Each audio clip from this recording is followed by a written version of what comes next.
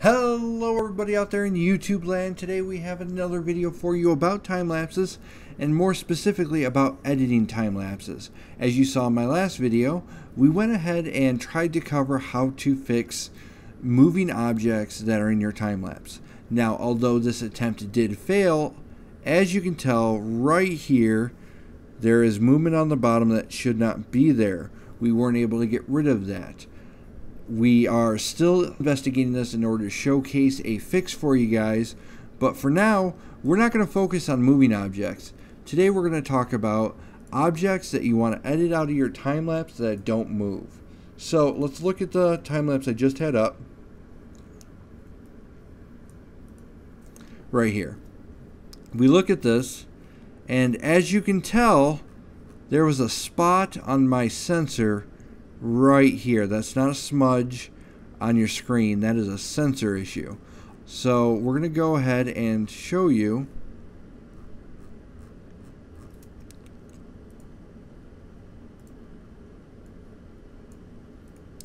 Now what we have here is we have spots that are in the video that don't move. So we're going to try to fix this when they're not a moving object. I think we're going to have a little bit better luck with this. May not be perfect, but it may be very doable. As you can tell, this video has a spot there and a spot there from either my sensor or my lens. Oh, and we got a spot here. It looks like I'm going to have to be cleaning some of my gear out before I do time lapses. So we're going to go ahead and try to learn how to remove those couple dots. So first we need to enter our time lapse that has those pictures. So we're going to go ahead and switch the catalog, and we're going to go ahead and find those dots. Now, you know what's the beautiful thing about these dots? Is they don't move. Not in a single frame are they in any different spot. So we can go ahead and click all of these images in this group, get in real close, and fix this simply by a very small dot removal. And we're going to move it right next to it.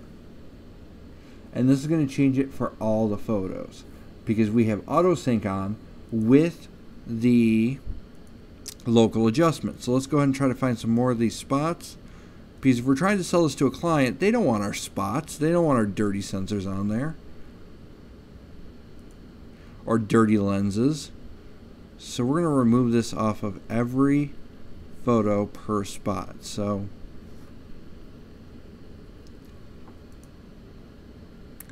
now let's try to find the last one or two.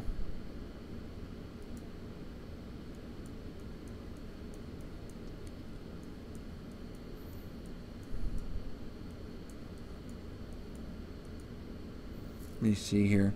Let me switch photos. I think I found it. Yep, there is one of the ones I want to remove. You want to make sure you use a very small brush for this. You want to just barely cover it, so that way it's less noticeable that it's changing. And again, we want the brush to be right next to the spot in which it's covering, so that way it's always grabbing the spot next to it. Now we're going to go ahead, now that we have a lot of these spots removed, and we're going to go ahead and export this in order to see how the outcome really turns out. So let's go ahead and hit export. This is a sample one, so we're not going to do the high-res 4K video sample 2 folder. In order to save time, we are only going to render at a lower resolution. We're going to keep it at the same frame rate because we want the motion to look similar. And 1080 is going to show me just about as much detail as 4K when it comes to these dots, because these dots are very noticeable at a variety of resolutions. And we want to save that time, because time is money. In order to save you guys time, we're going to go ahead and skip this part of the video to after the exports are done and the time lapse is done, so you guys can see what the final result is.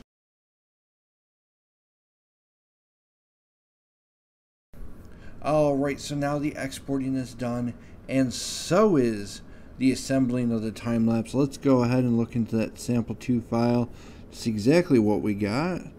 Let's go ahead and hit that preview button, and boom. I am not seeing anything drastically wrong with this time-lapse. So I'm pretty sure I'm going to call that successful. I would be able to give this to a client, no problem. Looks like I did miss one dot here, so I would want to get rid of that one right there before sending this out to a client. If this was a time-lapse I wanted to send to a client, that is. I don't really feel like this is something I'd probably sell. I'll definitely use it for my own photography. But once I get rid of that last dot right there, which I might not have been able to see in the lighter part of the time-lapse, because if you look here, it's a lot harder to see it. It's not until it actually gets darker and flatter that it's actually noticeable. Just going to wait for it to kind of pop back up right there. So that being said, is this a fix for your time-lapse? Absolutely. It worked out much better than our last video where we had a moving subject. So if you have that dust and that grime and that residue and that funk on your sensor or in your lens, go ahead, do it time-lapse without worrying about it so much. Just go ahead, go out there, do it, and fix it in post. It's always best to fix issues like this before you actually do your time-lapse.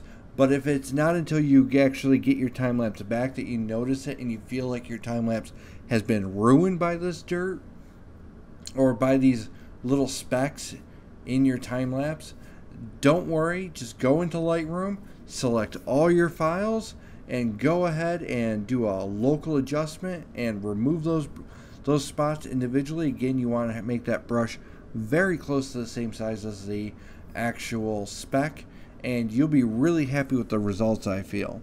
So what have we learned? That this is a very viable option when you have a time-lapse and you need to make small adjustments to clean it up.